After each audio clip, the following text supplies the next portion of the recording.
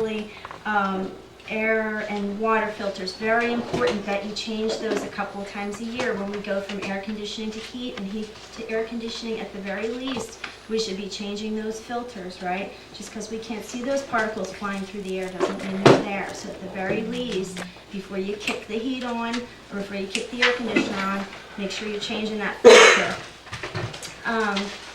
And you know, things as simple as, you know, increasing your organic foods.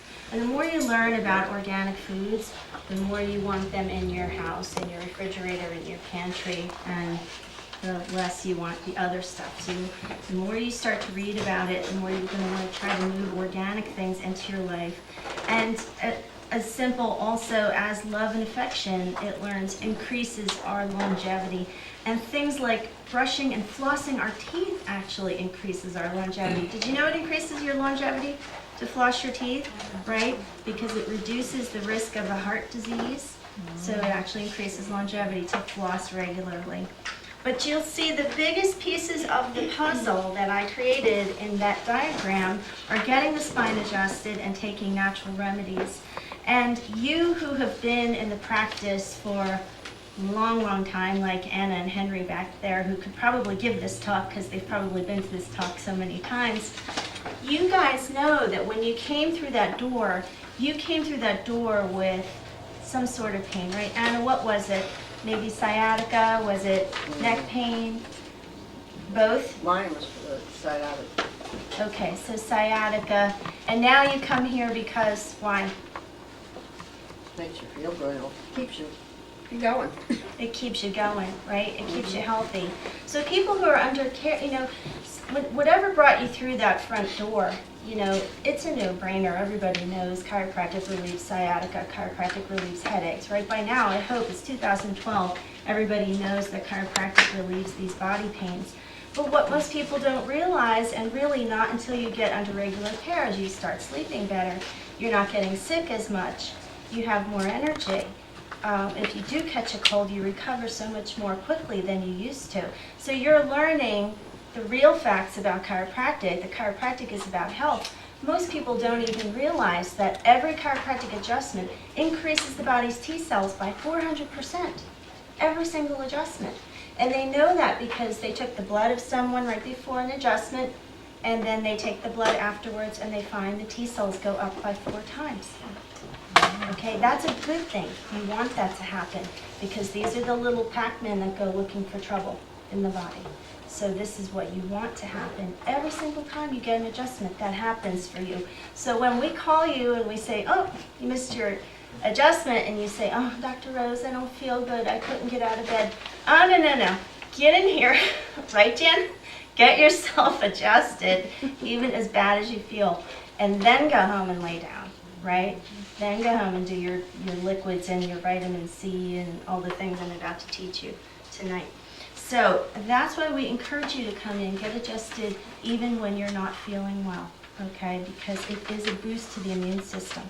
So when I created this talk for you, I did a lot of research on homeopathy, and I wrote some facts down there for you, that it was founded by Hippocrates and Paracelsus in ancient Greece, and Samuel Hahnemann organized it into the law of similars, and that is the same Samuel Hahnemann whose university is in Philadelphia. Unfortunately, there's no homeopathy there today. It's strictly allopathic medicine. And it's sad, right? You look shocked. Yeah. But he was the guy who took the ancient Greek work and organized it into the homeopathy that we understand and we study today. Very, very interesting and sad fact at the same time, right? So I'll leave you to read that at another time. And I just want to quickly show you just 2 diagrams that I pulled out of a book called The Yeast Connection.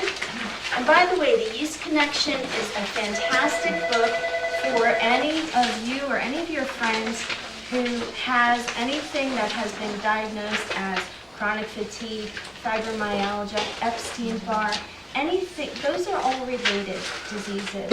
And if you want to be so kind as to get them the gift of that book, The Yeast Connection, that would be a wonderful gift that you could give them. And this is a diagram that I pulled out of that book, and I added my own 2 cents by putting subluxation as a big piece of the puzzle in the middle and then drugs down on the bottom. So the author of that book felt like there's a lot that goes into chronic illness, all sorts of deficiencies and pollution and even, as it says, not a lack of love, right? Vitamin deficiencies, food allergies, and things like this. And then you who are under care here understand subluxation as being part of chronic illness as well. Because now that you've been under care and you know the chiropractic story, you know that a vertebrae out of place that puts pressure on a nerve is blocking information from the brain to the body. And the brain is designed to keep the body alive and well 24/7, 365, right? And what the brain says goes. It's important that all the parts of the body, every single cell, is constantly receiving information from the brain. So it's kind of like stepping on the garden hose, right? When you have a subluxation, it's blocking that vital information from the brain. So this is how it contributes to the puzzle of chronic illness. And when I say that drugs also contribute, don't get me wrong, I'm not saying that all drugs are bad. I know we have a pharmacist in the house, so we can't get them mad at us. But what we're just trying to say is if there's a natural remedy out there that suits your condition and it doesn't have side effects, why not give it a try? And then if you find that it doesn't work, well then of course lean back on allopathic medicine. We don't throw the baby out with the bathwater, but we give the natural remedies a try first, okay? And then the next one, well, this was just a chiropractic analogy that I couldn't resist, you know, the straw that breaks the camel's back. If your camel's load is too heavy, it's, you know, chances are it's food allergies, it's yeasts and molds and nutritional deficiencies and all sorts of things. Of course, subluxation at the top and prescription and non-prescription drugs at the top. And again, just to reiterate, does anybody know what the physician's desk reference is? DR. Okay. It is a book of side effects. And years ago, you used to be able to hold it in one hand.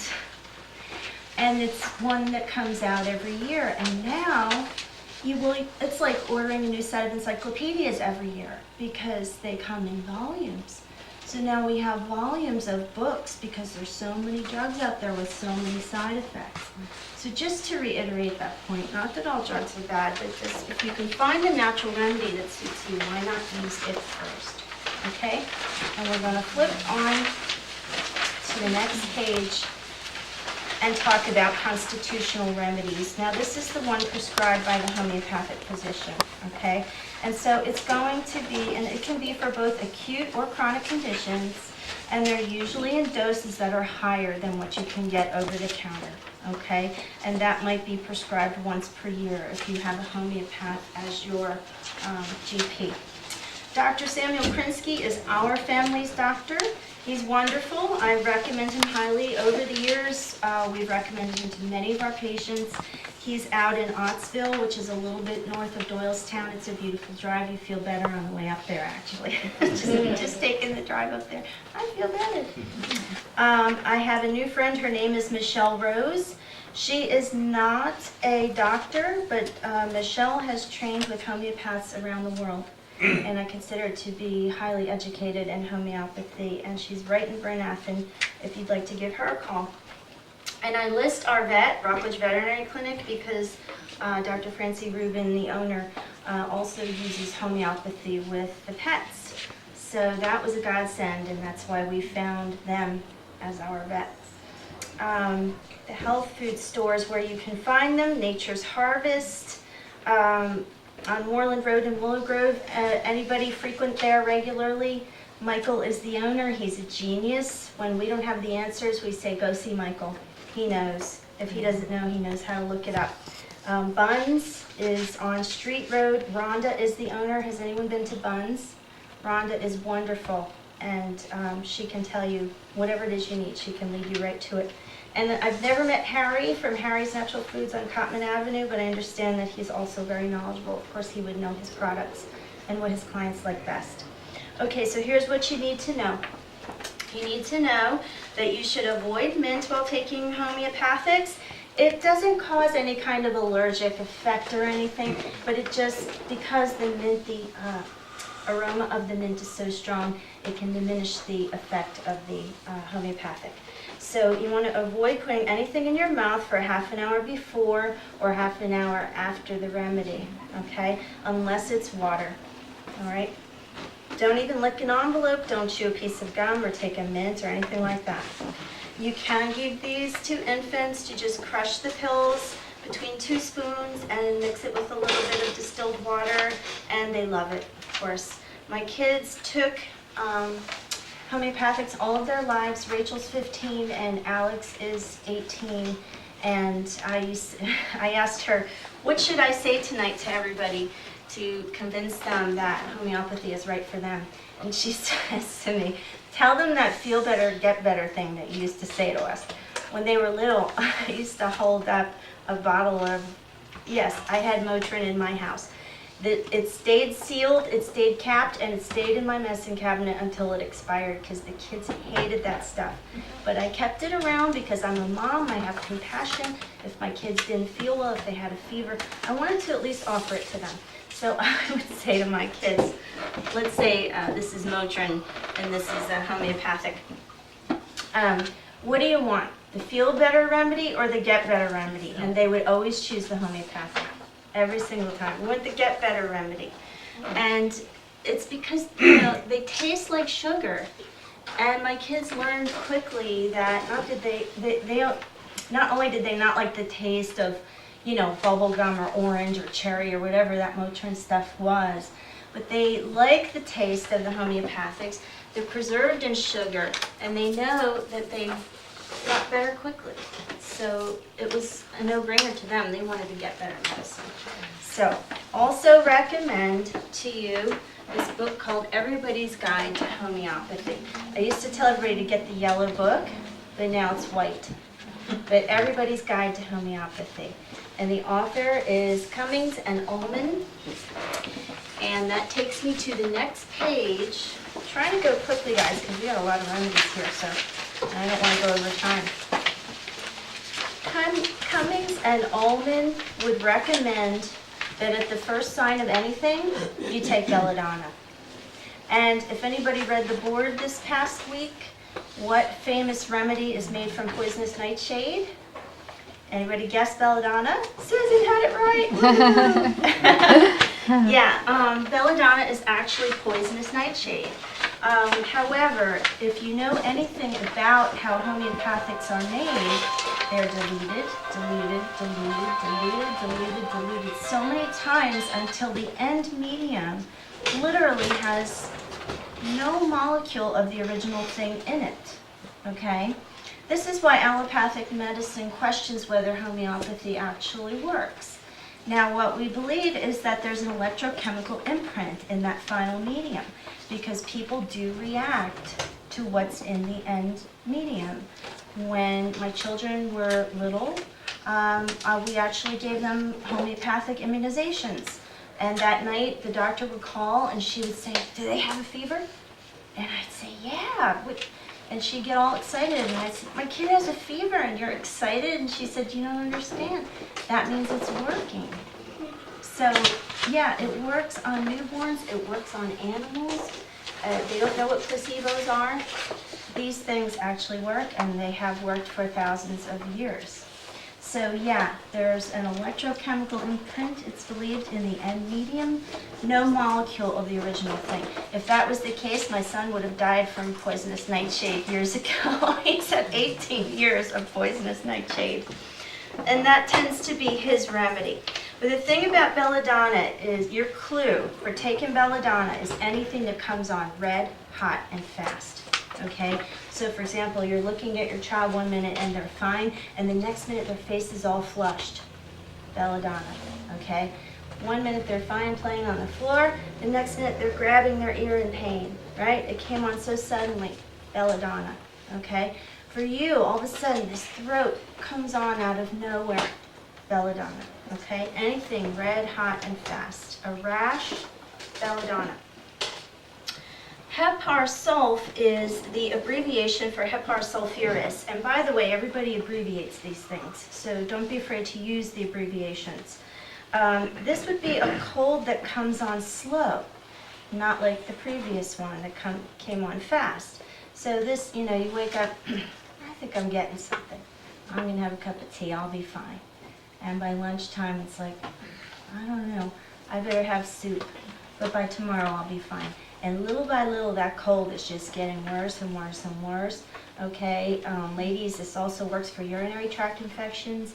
You think, oh, I'll just have some water, I'll have some cranberry juice, and it's just coming on a little bit more every day. Okay, Hepar sulfuris is your remedy. Don't waste time, get right on it. Okay, and it will knock that thing out. And you're going to get to know the difference when you start using these things.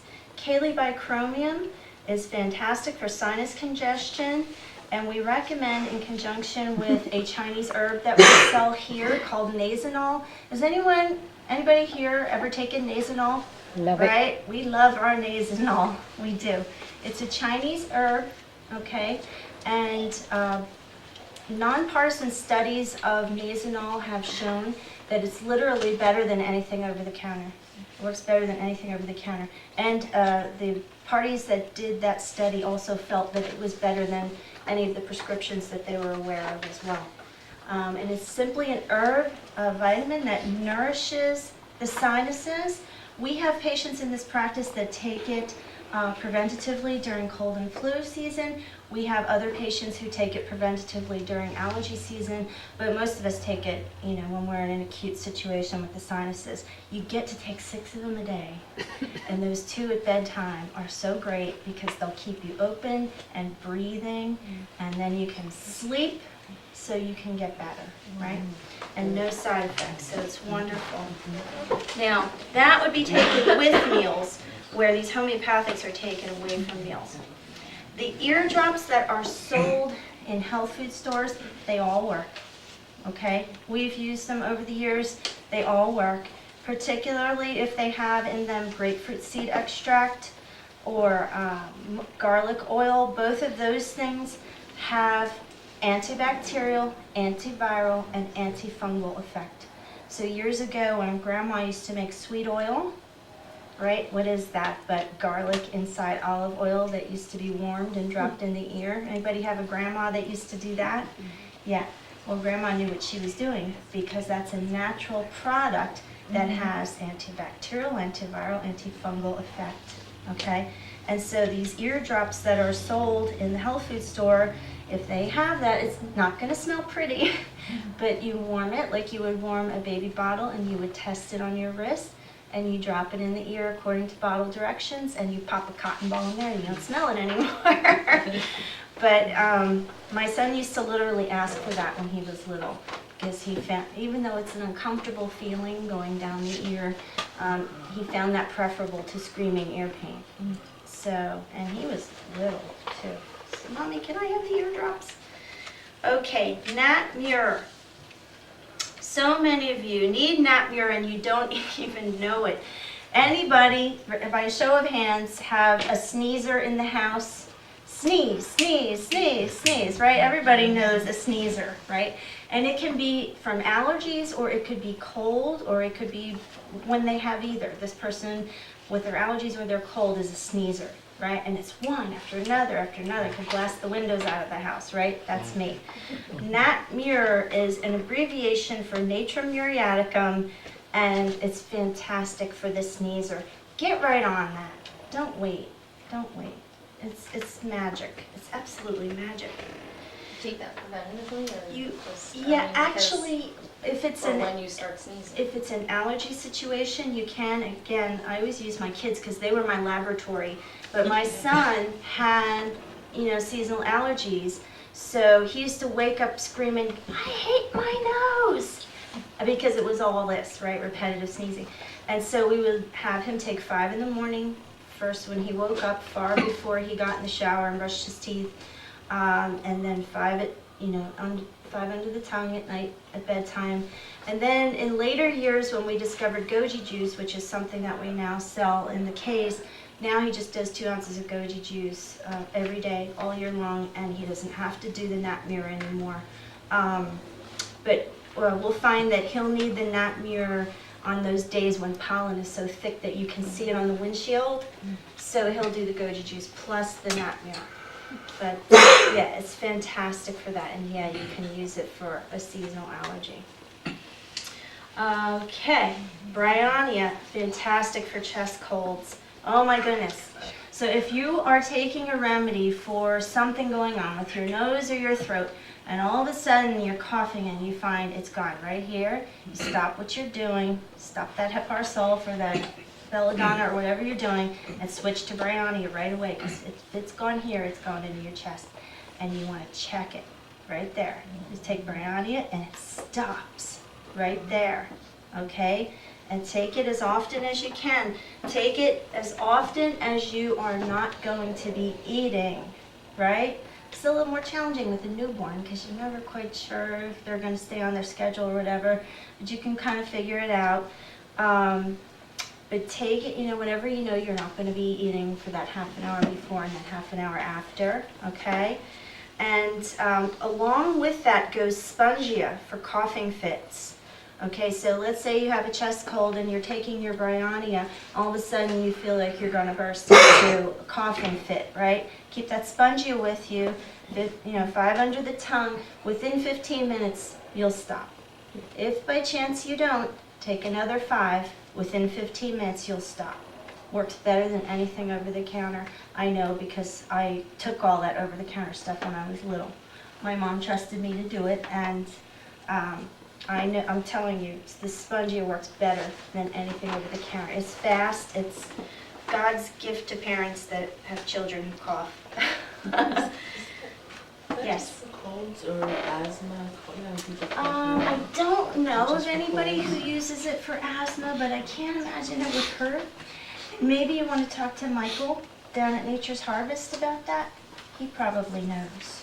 Michael's so knowledgeable. He's just an encyclopedia of knowledge. He's wonderful. You might have seen this advertised on television or in a magazine somewhere, and I wish they would just call it Flu Magic. Because oscillococcinum is hard to pronounce, and people call this Oscillo for short. And I think we keep an advertisement of it around here too a lot because we love you guys. And this is so fantastic. You'll be over your flu in 24 to 48 hours. Not 7 to 14 days. 24 to 48 hours. Done. Now, here's the catch. You have to treat your body like you have the flu. You can't. Now, mark my words. I have to tell it every single time I give this class. You're going to take that and you're going to go, oh, I feel better. I must not have had the flu. Don't do that. Write it down if you have to. You are going to feel so much better that you're going to feel like you don't have the flu and you're going to doubt if you ever did, okay? So the flu is that achy, I just feel like I've been run over by a truck feeling with the shivers, okay? It's not a cold. Don't take this for a cold. The same company makes similar products for colds. Save this for that feeling like you've got the flu, okay? And it will help you. And follow the package instructions. It says to take it every 6 hours, okay? If you're going to go to bed in 4 or 5 hours, you can take it again. No harm done if you take it a couple of hours earlier or an hour late or anything like that. That's just a 6-hour thing. They want you to stick kind of close to that, but it's okay.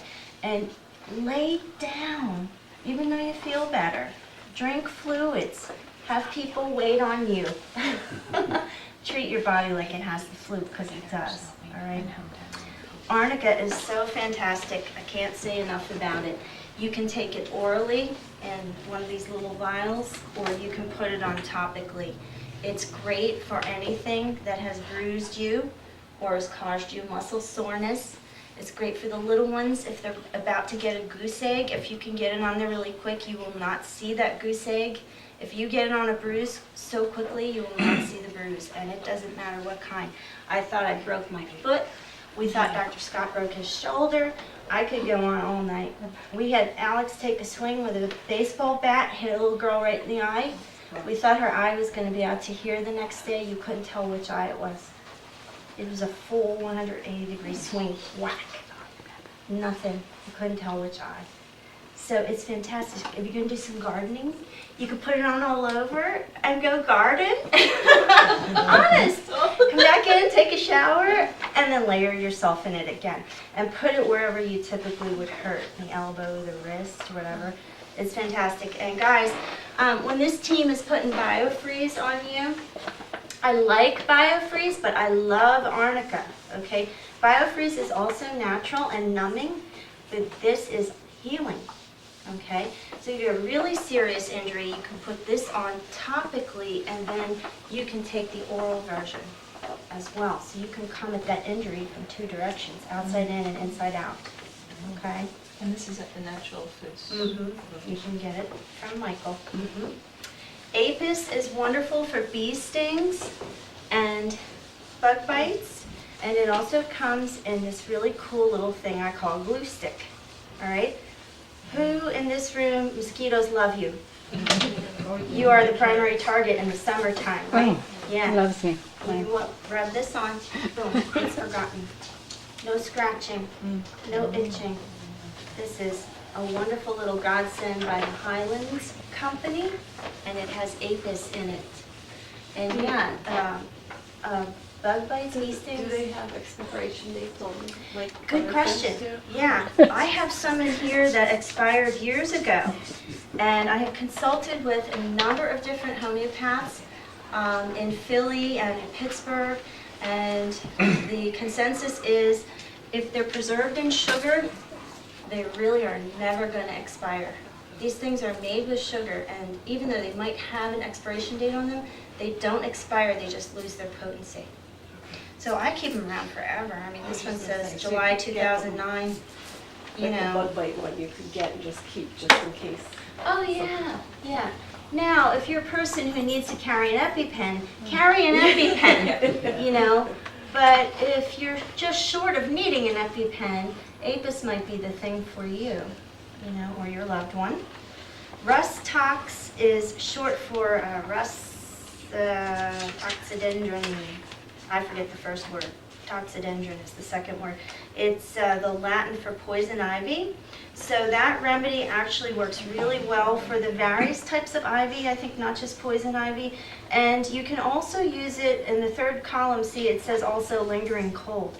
So if you've been through your belladonna, your hepar sulf, your chilobicromium, your bryonia, this thing just won't quit. You didn't nail the right remedy, and it's just lingering. Do the rest tox, and it should be done. Okay? That'll knock it out. Do it as often as you can.